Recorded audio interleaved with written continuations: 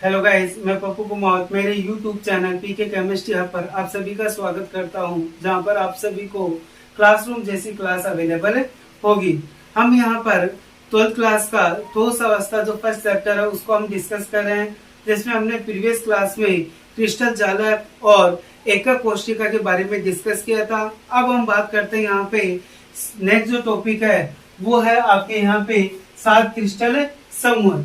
और जो 7 क्रिस्टल समूह है उनको 6 पैरामीटर के आधार पर हमने जो 6 पैरामीटर 3 लंबाई के लिए थे अल्फा, 3 लंबाई ली थी एबीसी और 3 लिए थे हमने अक्षीय कोण अल्फा बीटा गामा। उन 6 पैरामीटर के आधार पे इन्हें हम 7 क्रिस्टल समूहों में, कितने समूहों में, 7 क्रिस्टल समूहों में विभाजित करते हैं। हो सके अब यहाँ पे देखना, आपको थोड़ा सा जो हिंदी मीडियम के उनमें थोड़ी सी दिक्कत आती है कि हम हिंदी का याद करें इंग्लिश का क्यों करें, लेकिन यहाँ पे इंग्लिश की जो टर्म है उसके बेस पे आप, क्योंकि हिंदी के तो कई नाम होते हैं तो उनमें कई नामों में आप कोई सा भी नाम हो सकता है, तो उतने नामों को याद करने के बजाय इसका जो फर्स्ट एक जो अक्षर है उसको ध्यान में रखना इंग्लिश वाले को, तो उसको इजीली ये क्या हो जाएगा, याद हो जाएगा। देखो यहां से इसमें क्या रहेगा, आपको याद क्या रखना है, C T O R H M T, याद रखना है C T O R H M T. 1 2 3 4 5 6 7, इसी क्रम में आपको ध्यान में रखना है। तो देखो सी को हम क्या कहेंगे, क्यूबिक। सी यहाँ पे क्या रहेगा, क्यूबिक। और क्यूबिक को आप क्या कहते हो, घनीय। क्यूबिक आप क्या कहते हो, इसको घनीय कहते हो। और उसके बाद में आता है T, T T T means रहेगा टेट्रागोनल। टी मीन्स क्या रहेगा, टेट्रागोनल। और टेट्रागोनल को हम हिंदी में कहते हैं चतुष्क कोणीय। क्या कहोगे इसको, चतुष्क कोणीय। और इसी का दूसरा नाम होता है द्विव समलंबाक्ष। द्विव समलंबाक्ष। फिर आता है ओ मीन्स ऑर्थो रोम्बिक। क्या रहेगा, सी में से ऑर्थो रोम्बिक। और ऑर्थो रोम्बिक है उसको हम हिंदी में क्या कहते हैं, विषम लंबाक्ष। क्या कहोगे इसको, विषम लंबाक्ष। फिर आता आर में से रोम्बो हेड्रल। और रोम्बो हेड्रल को हम कहते हैं त्रिसमन्ताक्ष। त्रिसमन्ताक्ष। और इसी का एक और नाम होता है एकंताक्ष। इसी को हम त्रिकोणीय वगैरह ये भी कहते हैं। त्रिसमन्ताक्ष याद रखो। H means hexagonal. और हेक्सागोनल को आप कहते हो षटकोणीय। हेक्सागोनल क्या होगा, षटकोणीय। M is monoclinic. त्रिंताक्ष, तो ध्यान रखना है यहां से ये त्रिसमन्ताक्ष, त्रिसमन्ताक्ष है। और ये क्या रहेगा, त्रिंताक्ष। और एक होता है ट्राइक्लिनिक, सॉरी एकंताक्ष। और ये हो जाएगा त्रिंताक्ष। तो देखो यहां से 7 क्रिस्टल समूह, क्यूबिक यानी घनीय, टेट्रागोनल चतुष्कोणीय जिसको हम क्या कहते हैं, द्विसम लंबाक्ष भी कहते हैं, ऑर्थोरोम्बिक विषम लंबाक्ष, रोम्बोहेड्रल त्रिसमन्ताक्ष, हेक्सागोनल षटकोणीय, मोनोक्लिनिक एकंताक्ष, और फिर आता है ट्राइक्लिनिक त्रिंताक्ष। अब इनमें आपको याद क्या करना है, यहाँ से क्वेश्चन आता है कि इनमें से कोई सा भी समूह दे दे और उनमें आपका फर्स्ट क्वेश्चन आता है अक्षीय लंबाई में संबंध क्या होगा, अक्षीय कोण में संबंध क्या होगा, जालकों की संख्या क्या होगी और कौन कौन से जालक उपस्थित होंगे और उनके उदाहरण। अब तक जो सबसे ज्यादा जो क्वेश्चन आया है वो क्वेश्चन आया है अक्षीय लंबाई, अक्षीय कोण में संबंध और उदाहरण। तो देखो यहाँ से बात करते हैं इसमें अक्षीय लंबाई को आपको कैसे याद रखना है। तो सबसे पहले करना है क्या, आपको ए बी और सी तीनों को बराबर रखना है। ये बात तीनों के सभी में आपको ये इतना ही करना है।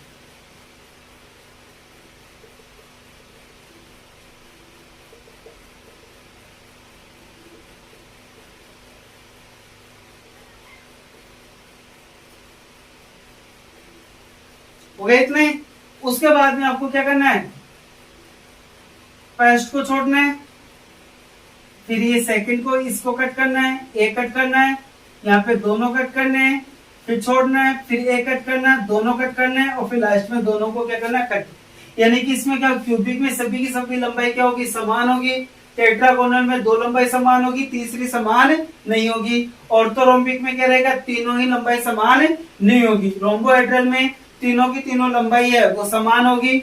हेक्सागोनल में दो लंबाई क्या होगी, समान होगी, और एक क्या होती है, समान। कभी भी देखा होगा हेक्सागोनल हम बनाते हैं तो कुछ ऐसे बनाते हैं। तो देखो यहाँ से इसके लिए जब बात करते हो इस पॉइंट के लिए, तो एक ये दो समान होगी, लेकिन तीसरी क्या होगी, भिन्न होगी। तो ऐसे ध्यान में रखना है। हेक्सागोनल हो गई। फिर उसके बाद में है मोनोक्लिनिक। मोनोक्लिनिक में तीनों ही समान नहीं होगी, और ट्राइक्लिनिक है उसमें भी तीनों समान नहीं होगी। और ये क्रम तभी याद रख सकते हो जब आपको ये क्रम याद हो, कौन सा, CTORHMT, ये याद रखना है। फिर इसके बाद में अक्षीय कोण। अक्षीय कोण में क्या याद रखना आपको, स्टार्टिंग में जो तीनों है, क्यूबिक, टेट्रागोनल और ऑर्थोरोम्बिक, उनमें अल्फा बराबर बीटा बराबर गामा इक्वल टू 90, यानी कि तीनों में ये क्या रहेगा, सेम होगा।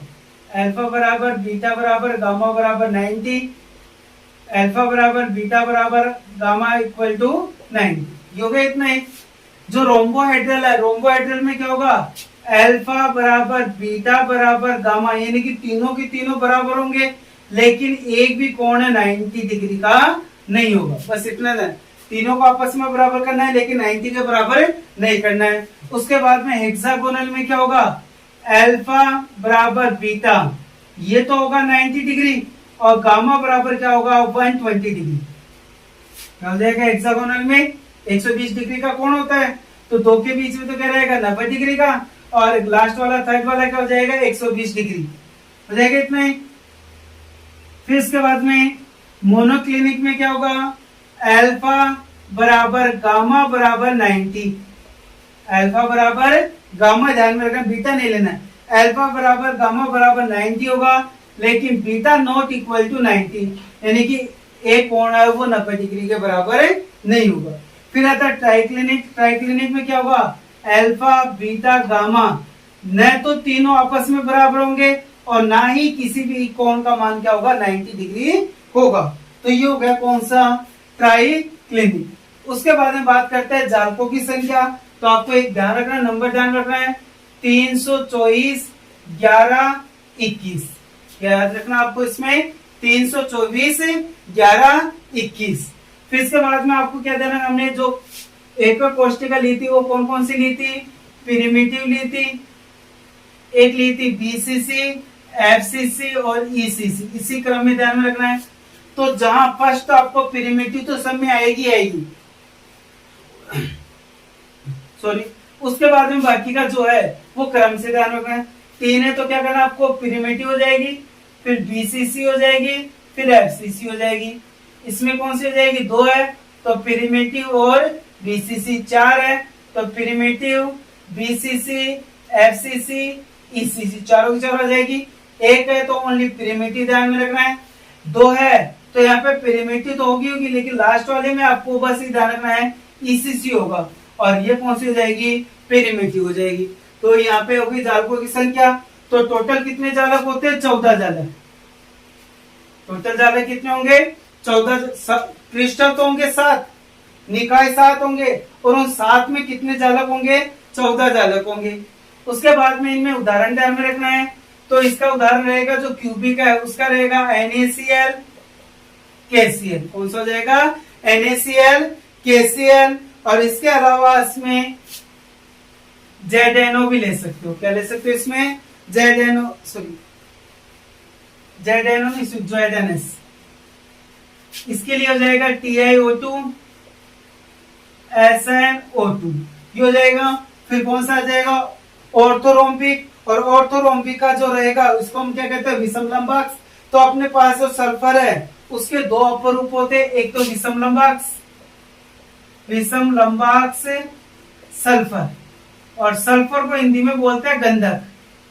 सल्फर को हिंदी में क्या कहते हैं, गंधक। इसके अलावा इसका हो जाएगा KNO3, और BaSO4 हो जाएगा। फिर आता है रोम्बोहेड्रल, और रोम्बोहेड्रल की बात करते हैं तो आ जाएगा CaCO3 और HGS को हम कहते हैं सिनेबार। और ये आपको पता है कैल्शियम कार्बोनेट, चूने का, सॉरी संगमरमर वगैरह है, इन सभी का ये सूत्र रहेगा। फिर इसके बाद हेक्सागोनल, हेक्सागोनल की जब हम बात करते हैं तो इसका आता है ग्रेफाइट, और एक रहेगा इसका जैडेनो। फिर उसके बाद में बात आता है मोनोक्लिनिक, मोनोक्लिनिक की बात करते हैं तो एकंताक्ष, तो इसका एक एग्जांपल हो जाएगा एकंताक्ष रबर, सॉरी एकंताक्ष सल्फर।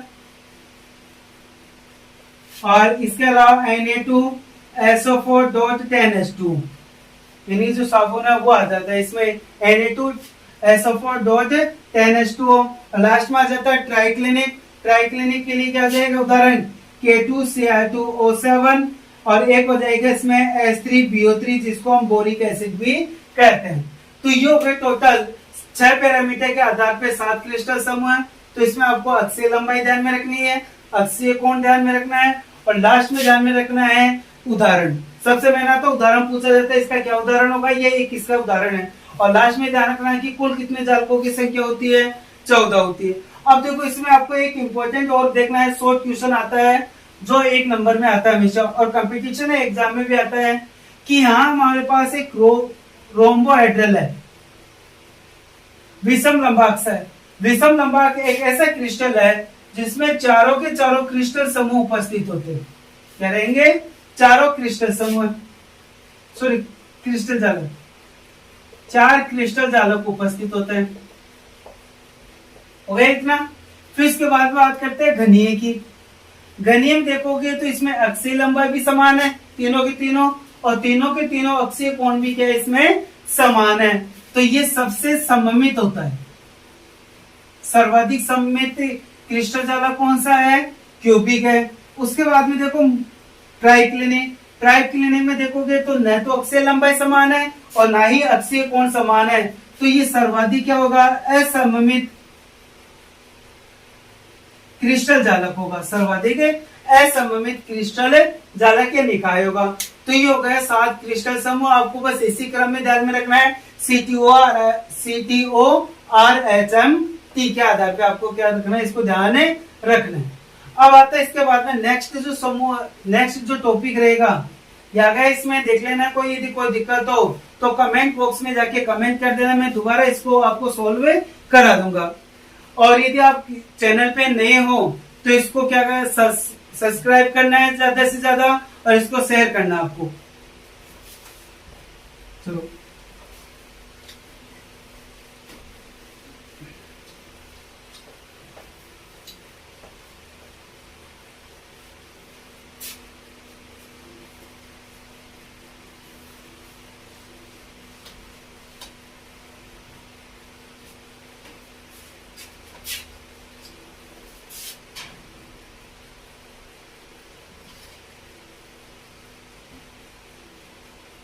नेक्स्ट जो टॉपिक है वो है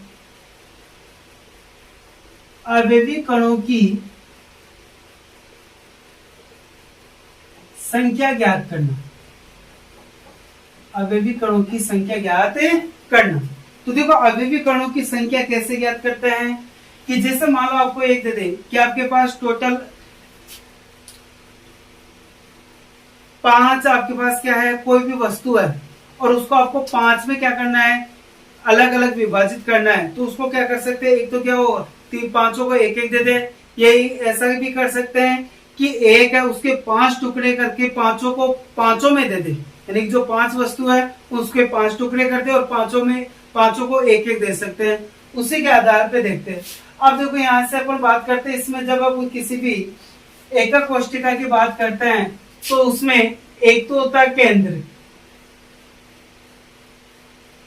उसके बाद में 6 होते हैं फलक,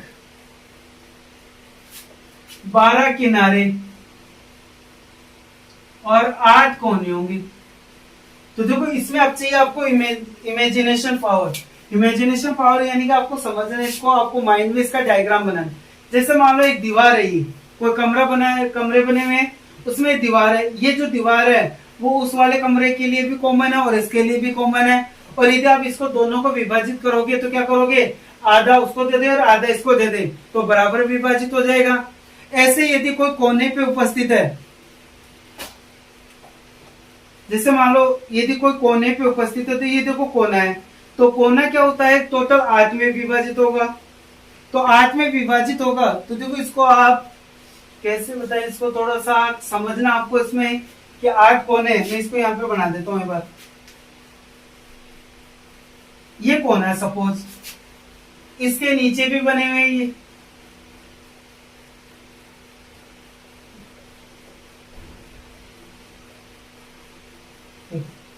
समझ लेते इसको।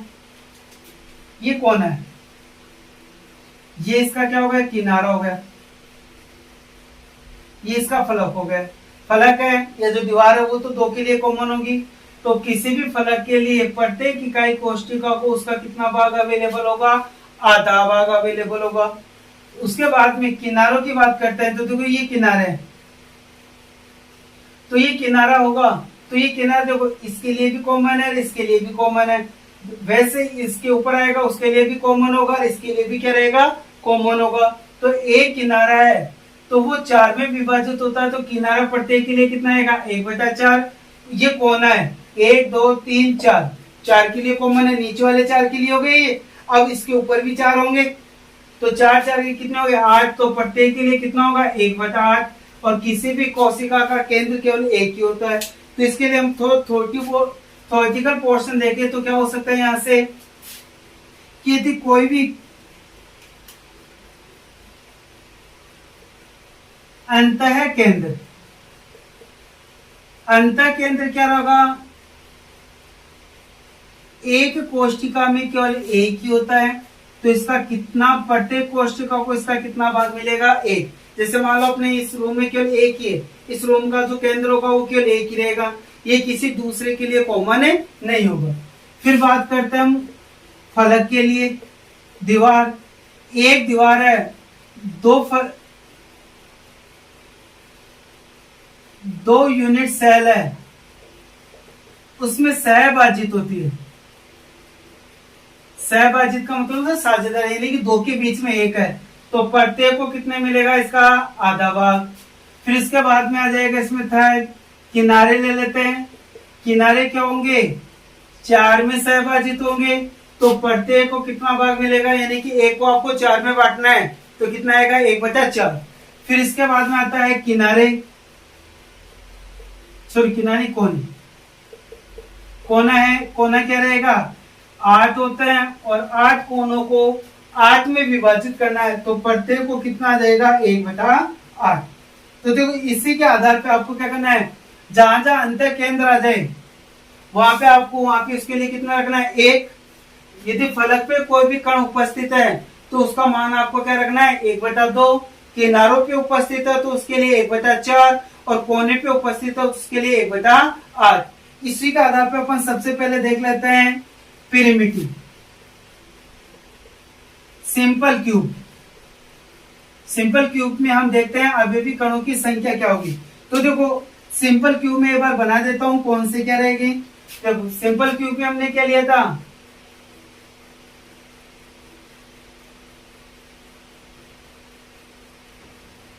कि जो अवयवी कण होंगे वो केवल कहां उपस्थित होंगे, कोनों पे।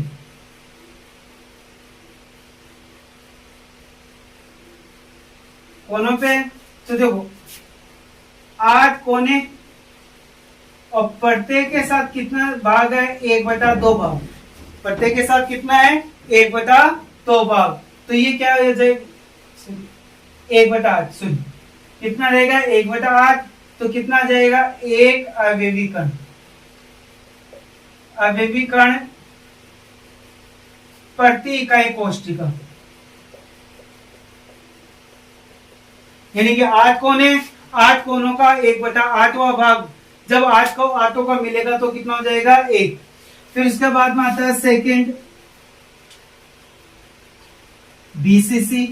बीसीसी में क्या होगा, अवयवी कण वो कोनों पे तो रहेंगे, इसके काय केंद्र पे भी रहेंगे। कहां पे रहेगा, काय केंद्र पे। तो इसमें हो जाएंगे 8 तो कोने हो गए जिसका 1/8वां भाग होगा प्लस एक अंतः केंद्र होगा, और अंतः केंद्र के उसके लिए पूरा का पूरा होगा। तो क्या होगा, इसका मान 1 होगा, और एक एक कितने हो गए, 2। तो कितने हो जाएंगे इसमें, अवयवीकरण प्रति इकाई, 2 अवयवीकरण प्रति इकाई कोष्टिका। फिर थर्ड ले लेते हैं हम एफसीसी। एफसीसी की बात करते हैं तो एफसीसी में क्या होगा, प्रत्येक कोनों के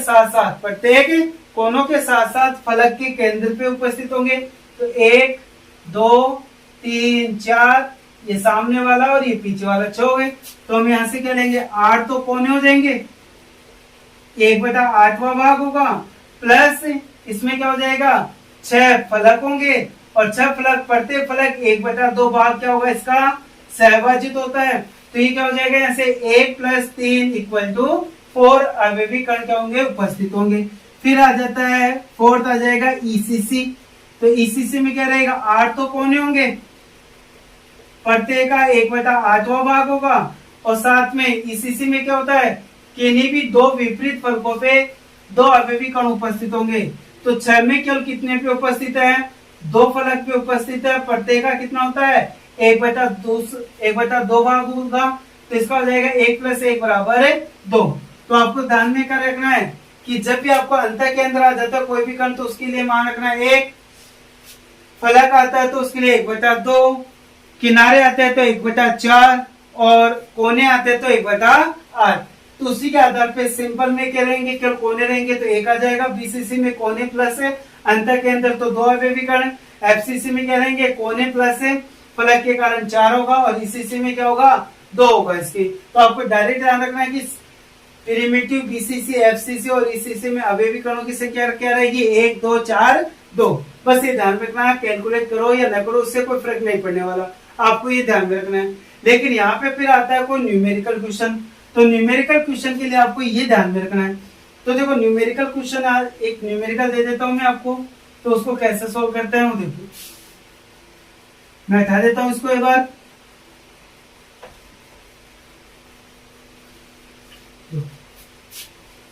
एक क्वेश्चन है यहाँ पे, किसी क्रिस्टल में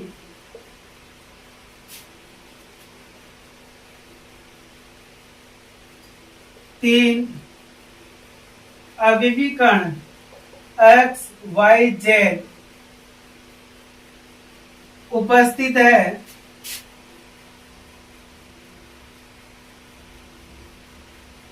जो कि क्रमशः फलक केंद्र,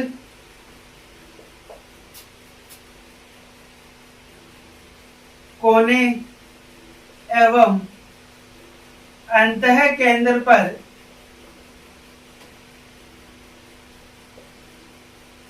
उपस्थित है हो, तो यौगिक का सूत्र क्या होगा। ये है क्वेश्चन। यानी कोई भी क्रिस्टल यौगिक है जिसमें 3 अवयवीकरण एक्स वाई जेड, जो एक्स है वो फलक के केंद्र पे उपस्थित है, वाई कोनों पे उपस्थित है, और जेड कहाँ पे उपस्थित है, अंतः केंद्र पर उपस्थित है। तो इसका फॉर्मूला देखना है। तो फॉर्मूले के लिए क्या रहेगा, पहले आपको क्या करना है, एक्स वाई जेड। अब देखो यहाँ पे एक्स कहाँ पे है, फलक पे। तो फलक कितने होते हैं, 6 फलक है, और प्रत्येक का कितना होता है, 1/2 भाग होगा। वाई कहाँ पे उपस्थित है, वाई है कि कोनों पे, कोने कितने होंगे, 8 तो कोने होंगे, और प्रत्येक का कितना भाग होगा, 1/8 भाग हो जाएगा। फिर इसके बाद में जेड यहाँ पे कहाँ पे उपस्थित है, अंतः केंद्र। तो यहाँ पे एक अंतः केंद्र होगा और उसका केवल 1 भाग होगा। तो इसको सोल्व करने पे 3, ये 1 और 1, ये भी कितना हो गया, 1 हो गया। तो अतः सूत्र क्या होगा इसका, x3yz। x3yz, हम 1 को कभी नहीं लिखते हैं। तो ये हो गया आपके। ऐसे ही मैं आपके लिए एक क्वेश्चन दे रहा हूं, वो क्वेश्चन आप सोल्व करना। कि यहां से क्वेश्चन है,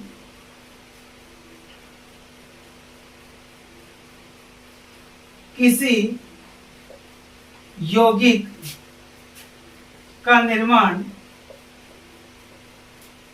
ए बी सी कणों से होता है, जिसमें ए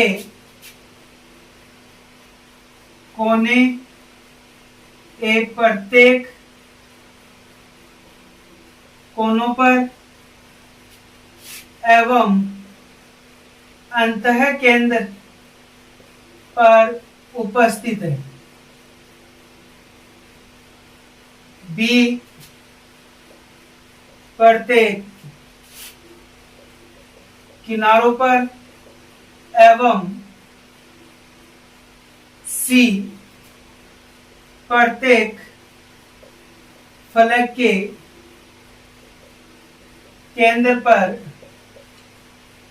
उपस्थित हो तो यौगिका आणविक सूत्र क्या होगी? आप इसको सोल्व करना नहीं आता है तो कमेंट बॉक्स में आपको कमेंट करना है, मैं इसको दोबारा आपको सोल्व करवा दूंगा। और ऐसे ही इससे मिलते जुलते एग्जाम्पल क्वेश्चन है वो मैं और आपके लिए अवेलेबल करवा दूंगा। और इसमें फिर भी पीछे वाले किसी भी टॉपिक में यदि कोई भी प्रॉब्लम हो तो आप कमेंट बॉक्स में जाके कमेंट कर सकते हो, जिसका सॉल्यूशन आपको मिल जाएगा।